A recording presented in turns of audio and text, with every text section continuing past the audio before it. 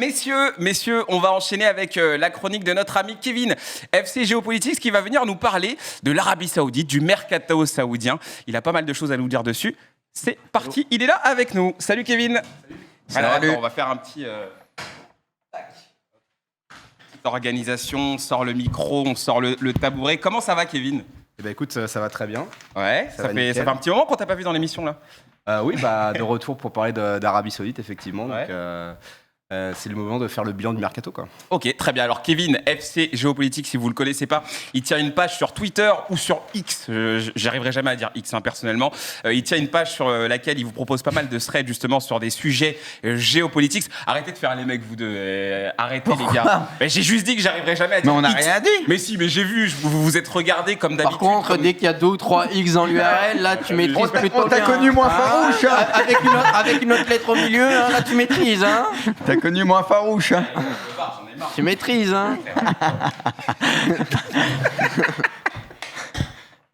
Putain, c'est pas possible cette émission. Simbad, franchement. Par contre, il faudra que tu nous racontes aussi ce qui t'est arrivé à ta casquette. Ah, ma casquette ? Parce que, je sais pas, il y a eu des sacrés trucs qui sont passés. Non, j'ai pas entendu l'explication. Non, j'ai reçu des projections de ceinture. Ouais, mais des projections, j'ai l'impression que t'as pas reçu que des projections, parce que il y a un peu de tout là-dessus. Écoute, j'ai été chez Kanto à Beaucaire. Ah oui, ok. Et c'est vrai que là-bas, ils ont des pratiques assez spéciales. Donc, voilà, oui, ok. C'est les stigmates de leurs pratiques. C'est que de la peinture, hein, c'est rien d'autre, hein, je te rassure. Donc voilà ce qui s'est passé. Mais ça va, elle rend bien ou pas la casquette ? Kanto, il visait pas trop mal, du coup. J'avais un peu trop bu sur là, ça se voit la couleur. Hein. Je n'ai eu aucune interaction avec Kanto ce jour-là. Tu vois, il a dit ce jour-là. T'as vu Bibion ? À chaque fois, ils essayent de rebondir. Pour moi, ça sous-entend que les autres jours, bon, on sait pas. C'est dingue, à chaque fois, vous essayez de rebondir pour essayer de terminer les gens.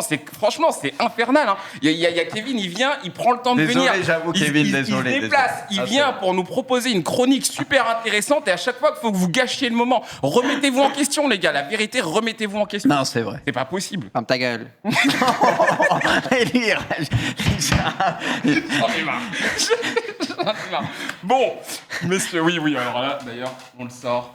Allez, c'est parti, carton rouge. Kanto, je te jure, tu sors 3 la minutes. Vérité mérite. 3 minutes, tu reviens dans 3 minutes. Allez, dehors. Tu rates le début de la chronique, allez, ça sort, voilà. Ah, je sais pas qu'il y avait des cartons maintenant. Ah si, il y a des cartons. Okay. Et ça rigole pas, je peux te dire qu'ils sont accomplis.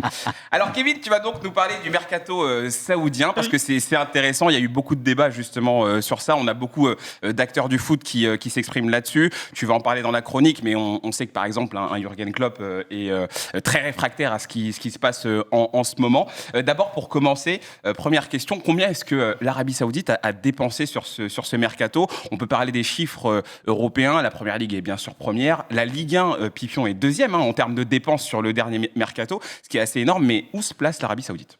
Et là, pour ce mercato estival, elle est deuxième, donc 817 millions d'euros dépensés. Bon, après, voilà, effectivement, il y a des transferts comme Neymar, Mahrez qu'on connaît, mais bon, aussi Benzema qui est arrivé libre, ça rentre pas dans cette case des transferts, mais tu as quand même des salaires qui sont quand même associés. Ouais, mais on va faire du coup le bilan de l'Arabie Saoudite, mais on va peut-être faire aussi un petit récap de comprendre pourquoi est-ce que l'Arabie Saoudite a tant investi durant ce mercato-là.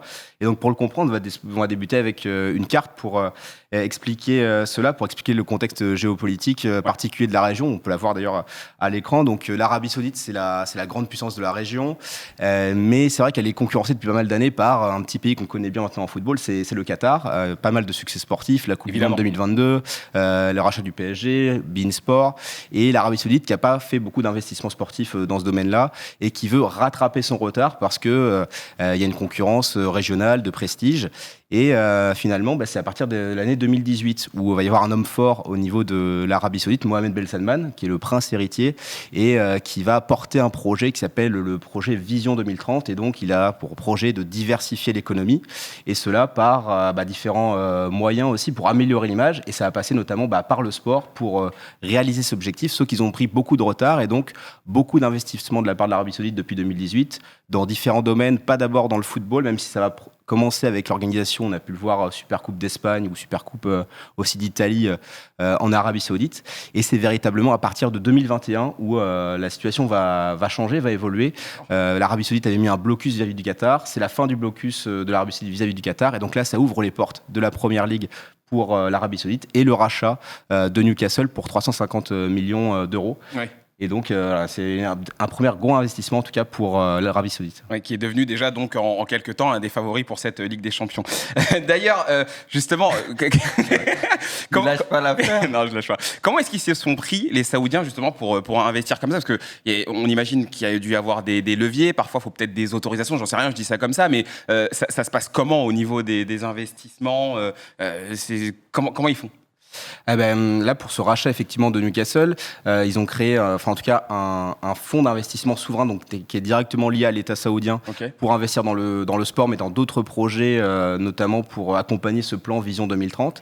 Et donc, ça s'appelle le PIF, du coup, c'est le fonds d'investissement public saoudien.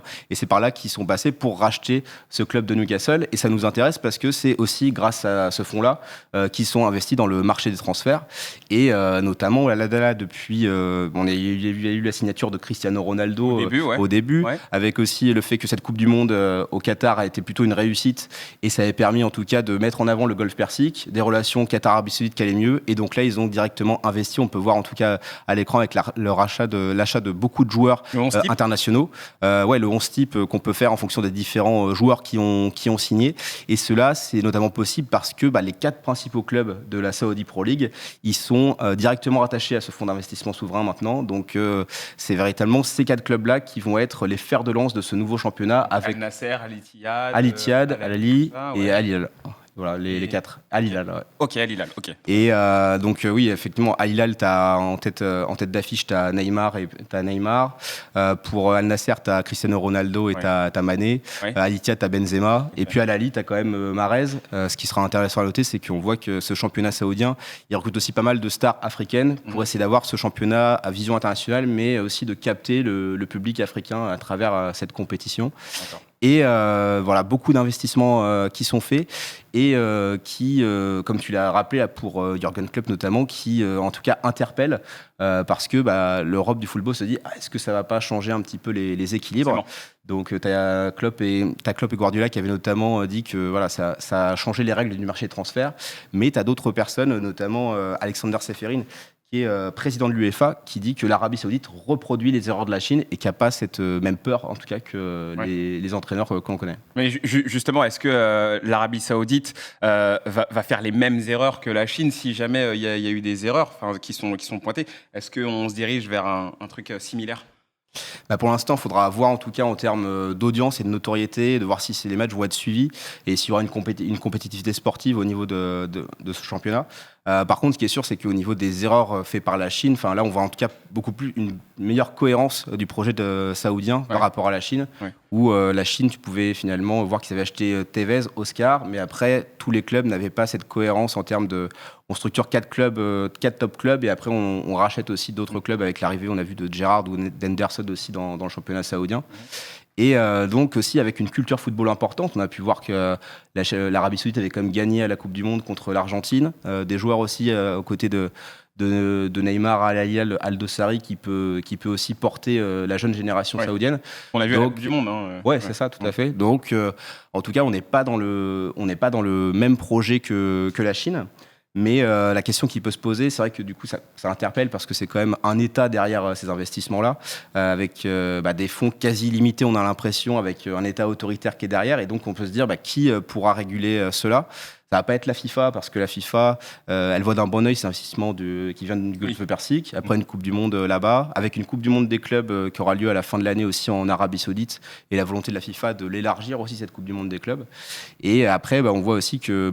pour l'Europe, ça les interpelle, mais il faudra aussi un peu balayer devant notre porte, on va dire. Oui. Parce que tu as des projets le monde du football européen est aussi remis en question, tu as des projets de Super League, tu as aussi la multipropriété des clubs, où on a pu voir des cas entre l'Estac et Manchester City, où c'était... La Galaxy Red Bull, la Galaxy City, tout voilà, ça. Exactement. Ouais. Et aussi la question du fair play financier, parce qu'on a pu voir que Chelsea, ils avaient quasiment dépensé 1 milliard d'euros sur un an sur le marché des transferts. Donc, effectivement, ça pose question, cet investissement de l'Arabie Saoudite pour qu'ils changent un petit peu les règles du jeu qu'on avait l'habitude de voir dans ce mercato. Mais il faudra aussi s'intéresser aux autres questions qui commencent à faire changer notre football.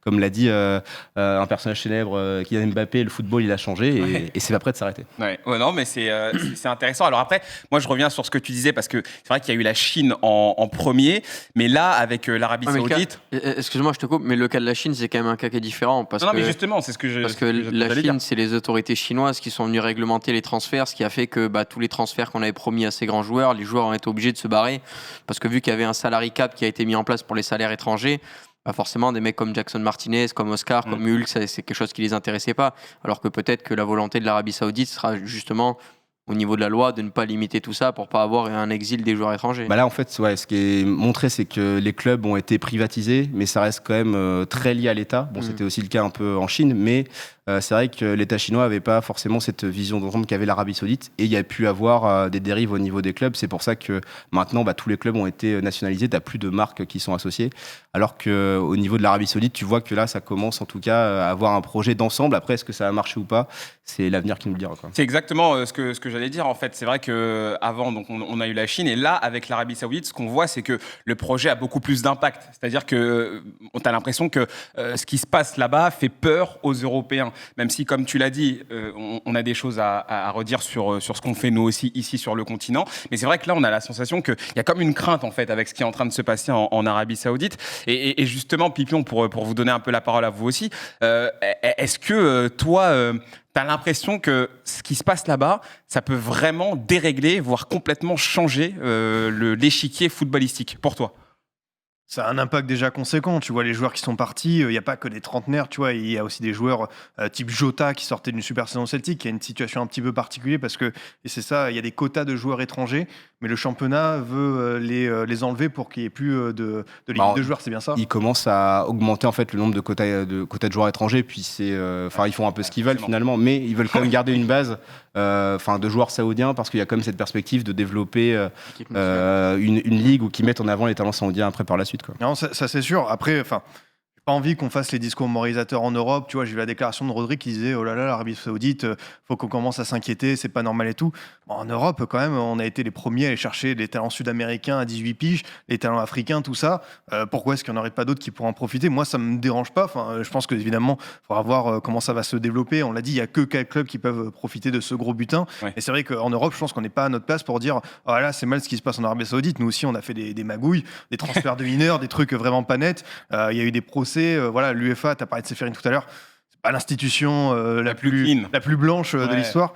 Donc non, moi pour l'instant, il y a pas quelque chose qui me dérange foncièrement. Il faut juste voir en fait le développement. Tu as parlé des jeunes talents saoudiens. Je pense que ça va être là la clé parce qu'on a vu ce qui s'est passé lors de la dernière Coupe du Monde. C'est une équipe qui a souvent eu des résultats en Coupe d'Asie des Nations, mais où est-ce que ça peut aller? Et après, c'est évidemment l'organisation de la Coupe du Monde 2030. On sait que ils sont un petit peu dans les petits papiers, ils ont envie. Il y a Cristiano Ronaldo qui est un petit peu, il y a la statut d'ambassadeur, mais il y a le Portugal qui veut organiser aussi. Donc, je pense que ça va être un jeu d'équilibriste assez dangereux. Simbad, comment toi tu vois les choses? Pour toi, est-ce que ça te dérange de voir que l'Arabie Saoudite comme ça a une croissance incroyable en si peu de temps, ou est-ce que selon toi c'est complètement normal et chacun a le droit de vouloir développer son championnat? Non, mais une question très simple, c'est quoi aujourd'hui le plus moralement entre guillemets problématique entre acheter un jeune au Brésil, Hendrick pour ne pas le nommer, à 70 millions d'euros qui a 16 ans, ou poser 90 millions d'euros sur Neymar aujourd'hui?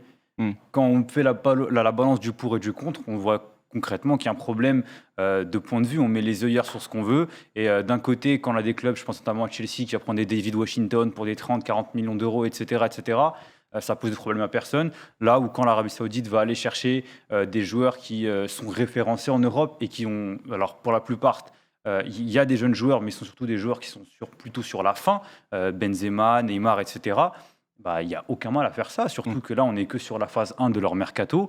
Et pour reprendre les mots de Scipion, oui, c'est une totale hypocrisie de se mettre des œillères là où on veut. Et au contraire, ça va donner des portes de sortie à certains clubs. Chelsea, qui via des jeux d'actionnaires, on a vu que via certains relais, ils ont réussi à évacuer certains joueurs en Arabie Saoudite. Et des clubs vont pouvoir aujourd'hui aussi faire cette passerelle-là. Et qui sait, à l'avenir, pour moi, la vraie bascule, ça va être les joueurs partent d'Europe pour aller en Arabie Saoudite, mais quand est-ce que les joueurs d'Arabie Saoudite partiront vers l'Europe? Ça s'est pas dit encore. Ça, c'est pas dit, mais pour moi, ce sera la vraie bascule.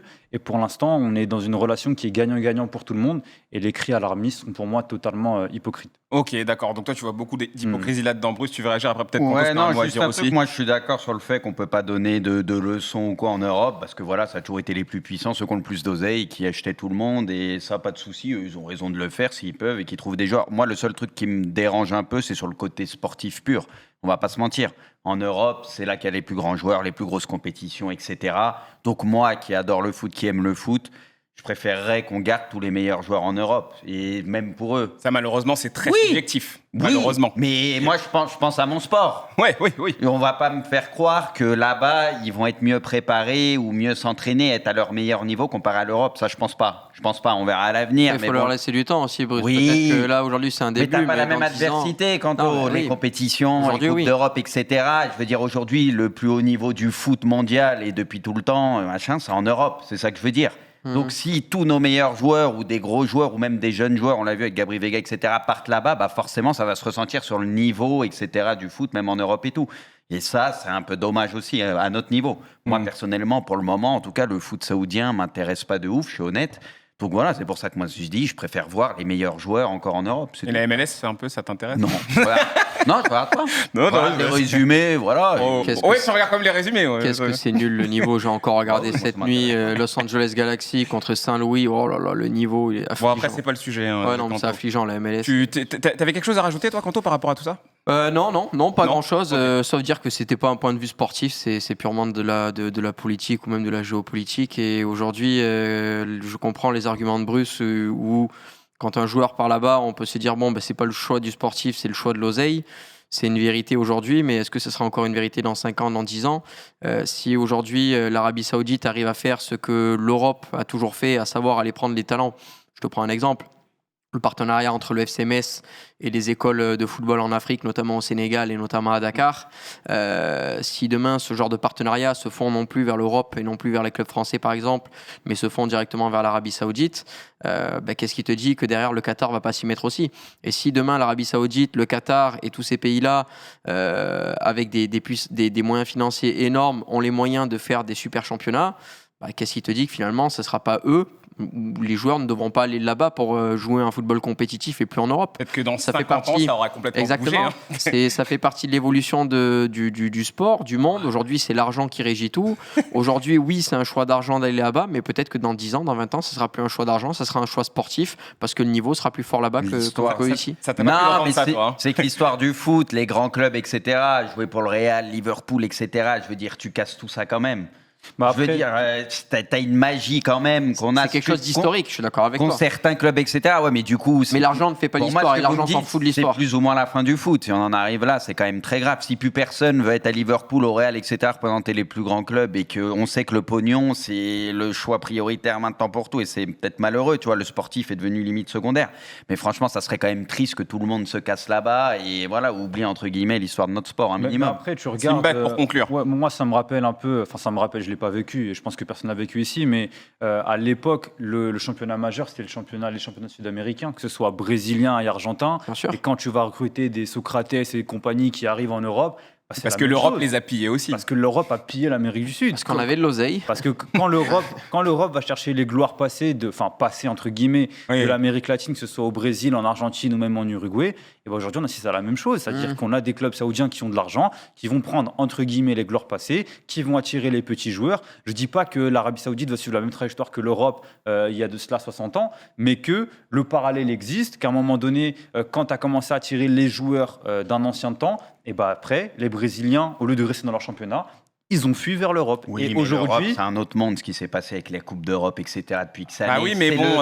Mais non, mais il y a un truc, il y a des Encore bases une fois, c'est établies. très subjectif tout ça. Non, ça reste. On va Bah pas oui, se mais mentir, les gars. en fait, Mais c'est non. parce que nous, on a vécu le truc Non. et qu'on n'a jamais eu plus. Les gars, plus des haut, Coupes en fait. d'Europe en Oui, mais Europe, Bruce, je suis etc., d'accord on va avec pas toi. me faire croire que c'est possible de reproduire ça Non, mais ailleurs. regarde, Non mais Bruce, C'est je suis d'accord avec impossible. toi, mais après c'est la Impossible, conjoncture arrêtons. qui veut ça, c'est tout, c'est comme ça. C'est si t'as un mec, un puissant qui Oui, débarque mais et qui c'est te dit triste pour le j'ai foot. des moyens Désolé. pour construire un C'est nouveau triste truc, pour pour le construire une nouvelle histoire, tu peux pas les empêcher de le faire en fait. C'est impossible. Toi, ça va te faire mal. Moi, ça va me faire mal parce qu'on a tous grandi ici avec la Ligue des Champions. On a tous grandi avec des clubs qui se mettent sur la gueule depuis maintenant 10, 20, 30 ans. Mais si l'Arabie Saoudite décide aujourd'hui de vouloir reproduire la même chose, eh ben ils vont le faire. Ils sont dans leur droit. Et personne ne Eux, pourra ils les sont dans empêcher. leur droit, c'est ce que Tu j'ai vois dit. Mais permets-moi de trouver quand même ça honteux que les joueurs aujourd'hui, ils préfèrent aller, comme vous dites, écrire l'histoire là-bas, alors que l'histoire aujourd'hui, elle s'écrit dans les plus grands clubs, etc. qu'on connaît. Moi, j'ai une question, faut ça dire veut les dire choses que, comme elles le sont. parce que c'est un comportement qui est très contemporain, pardon. Est-ce que si on avait vécu à l'époque, on aurait dit la même chose pour les Brésiliens ou Argentins qui allaient en Europe passer 30 ans? Aujourd'hui, un Brésilien qui part de Grêmio et qui signe à Nantes, c'est pas le rêve de sa vie de jouer à Nantes. Il en a rien à foutre de jouer à Nantes. Il vient pour prendre de l'oseille, tout simplement. Il sait qu'il a pas de niveau d'aller à Barcelone ou d'aller au Real Madrid, mais il vient en Europe parce qu'il y a de l'argent. Donc finalement, ce que l'Arabie Saoudite fait à l'Europe, c'est ce que l'Europe fait à l'Afrique, fait à l'Amérique du Sud, etc. À la base, il venait pour mettre un pied aussi en Europe et se montrer et potentiellement signer dans les plus gros clubs au-delà de l'argent. Aujourd'hui, je parle aujourd'hui, les gars, me dites pas si tu vas en Arabie Saoudite aujourd'hui, c'est un choix uniquement pour l'oseille. Mais il n'y a pas de choix sportif. C'est les Brésiliens ou les Sud-Américains, c'est le modèle ou des qui veut joueurs ça. C'est le modèle africains, à qui la veut base, ça. quand ils viennent en Europe, oui, parce on leur propose quelque chose financièrement, bien Oui, évidemment. aujourd'hui, Mais c'est le modèle. tu sais que tu es là où il faut être pour se développer et pourquoi pas atterrir dans les meilleurs clubs historiquement, etc. Il y a un rêve derrière. Ça, tu vois, on le nie pas. On dit simplement que l'histoire, elle ne se résume pas à 5 ou 10 ans. Une histoire, ça se construit sur des décennies et des décennies. Aujourd'hui, on est sur la phase alpha de l'Arabie Saoudite. Et aujourd'hui, quand tu vois ce qui se passe en Europe aujourd'hui, c'était quoi le plus prestigieux entre gagner 3 Ligues des Champions dans les années 50 ou gagner la Copa Libertadores en Amérique latine avec des clubs comme River Plate, comme Boca, comme les Corinthians, ces compagnies et compagnie. Ça veut dire qu'il faut prendre, à mon sens, les choses d'un point de vue global.